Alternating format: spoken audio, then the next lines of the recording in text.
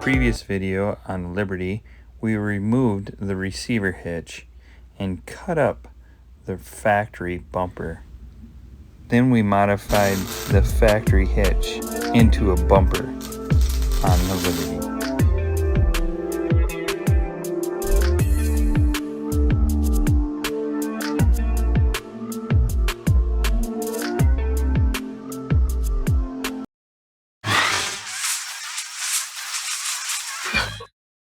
Welcome back to the channel. In today's video, we're going to do the part 2 on this rear bumper mod that we've been trying to mock up on the Liberty here. So a couple things we need to do here. We need to take this angle piece off. I like the concept, but I do not like, from this far away, it doesn't look bad. But the closer you get, yeah, I'm just really not feeling that. So the first plan of attack is to take off the side pieces that we tacked weld on there, thank God. And we got some new metal, let me show you. So I got some metal here from my dad's shop. Got some cardboard. Hopefully this is enough to finish off the edges. And then I want to come up here. I want to come up here with like this guy, doing these numbers and up and through and around, and have another piece right about in here. And we got the cardboard to cut out a template so we don't end up wasting the little bit of metal that we have to finish this bumper off. All right, let's buzz these tacks off and pull this tube.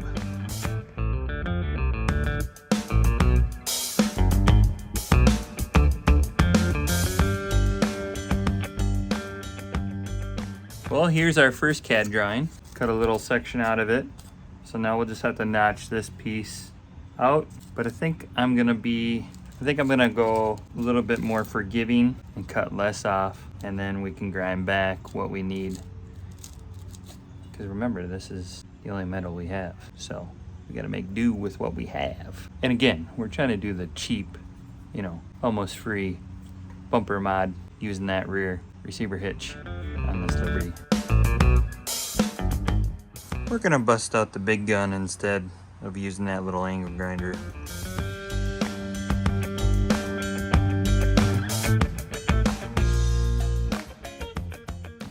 It's never as easy as it looks on paper or cardboard. I believe we have the right angle. I'm digging that.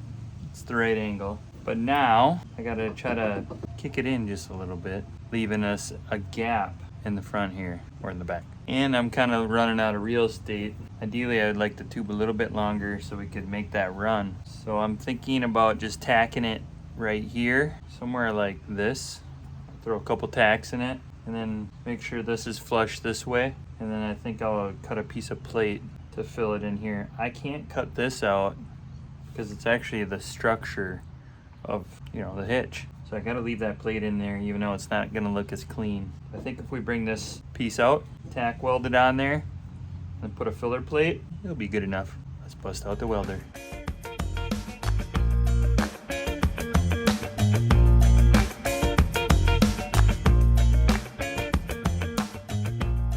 We got this little piece tacked in the top and the bottom. Now we just need a little filler piece right in there. The angle finagle looks good.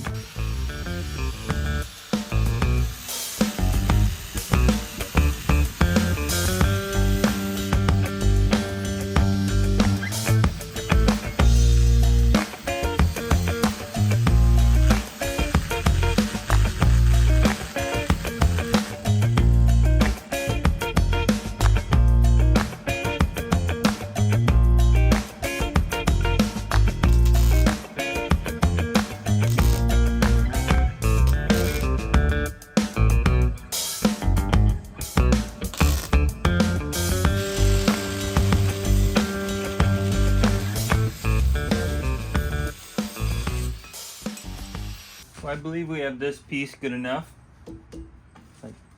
Those are just tacks and I can shake the whole Jeep. That's good enough. Let's work on this piece here on this side. Go with 12 inches, keep it real. So I'm thinking 12 inches and then do like a 35 on there or something. So let's cut that piece let's cut the 12 inches and then go from there.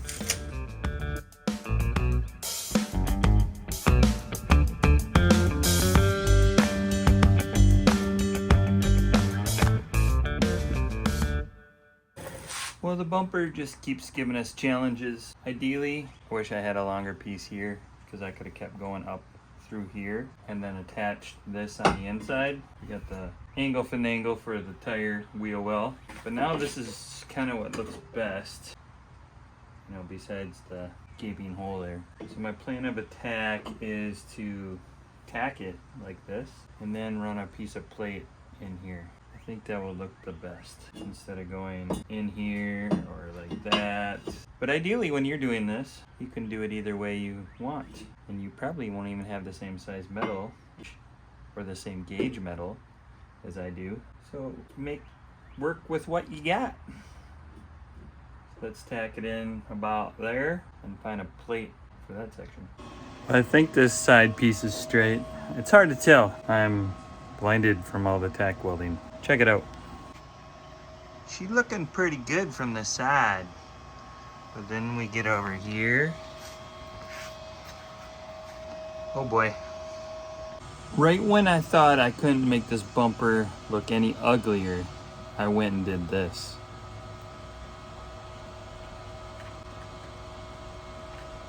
I think we're gonna have to rename the bumper. We call it the scrap bumper. I just had this piece laying around. Don't have any other flat stock besides what you're seeing right there. So we're gonna have to do some cutting and make it look a little bit more presentable.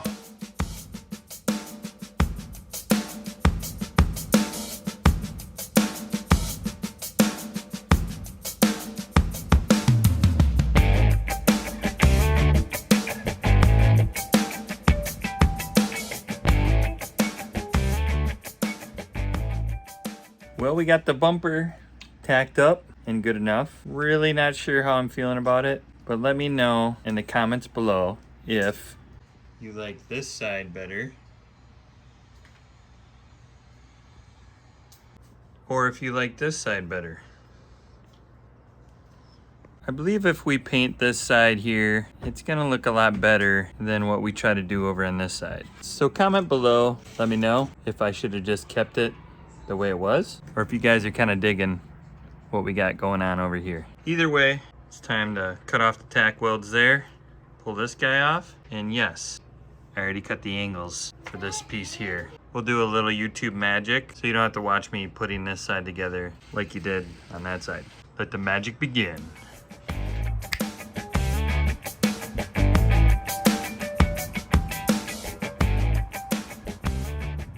Well, she's getting late, but we did it.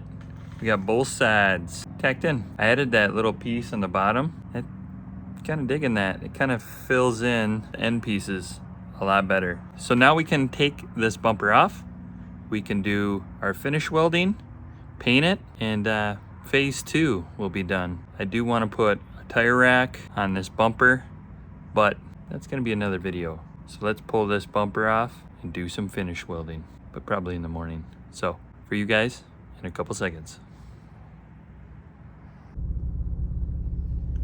Well, it's the next day and we are at the hardware store. We can no longer call this the free bumper, as now we got to buy items to make it look more presentable. So we're here, we're gonna pick up some paint, some undercoating, and some cutoff wheels to finish out this project.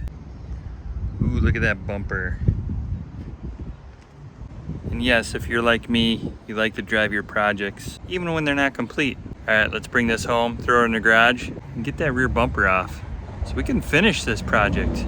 Well, I mean, the projects are really never finished, are they?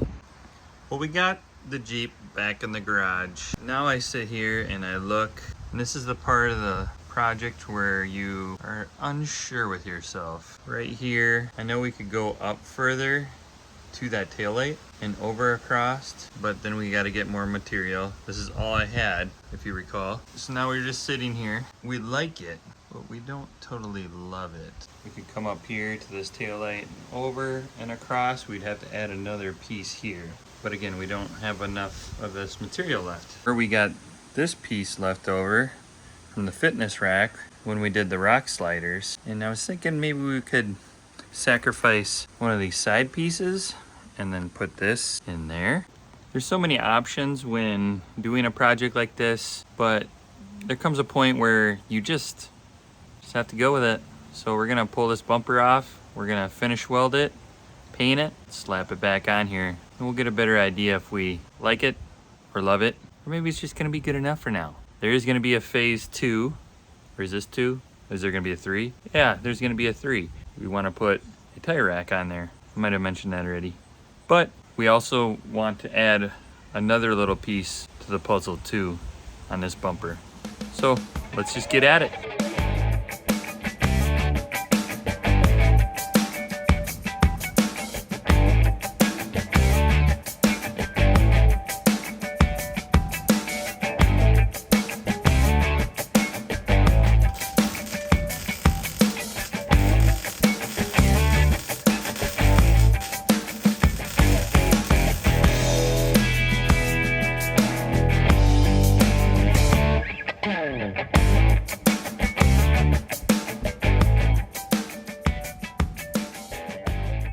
We're welding on this bumper, and the weirdest thing just happened to me. We're welding this little piece in here. I had it tack welded. I was cutting it, then we were gonna finish weld it. The grinder caught an edge, and voila, it's gone. I have no clue where it is. I looked under the shoes, over here, looked over there. The piece is missing. Like I said, weird, right? So I guess we'll grab another piece and we'll put her in there and keep on welding.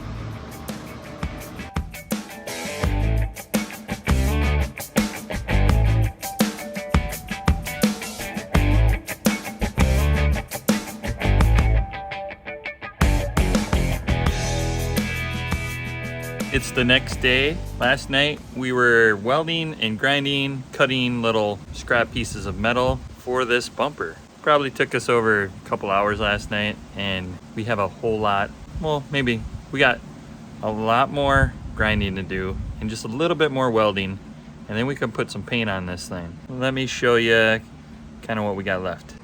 By the way, is this a rad welding table or what? Yeah, lawn furniture. So we got these little templates. This is all we have left. I lied to you, actually. We gotta do the caps on here yet. We gotta cap these ends on the bumper, and then we got these little places right here. This is that inner skeleton that we made. So here's some more brackets we need to cut out. So we used our CAD material, and then we're gonna put a little filler plate like this, and that bumper should be welded up. Then from there, a whole lot of grinding, and then we can throw some paint on this scrap bumper.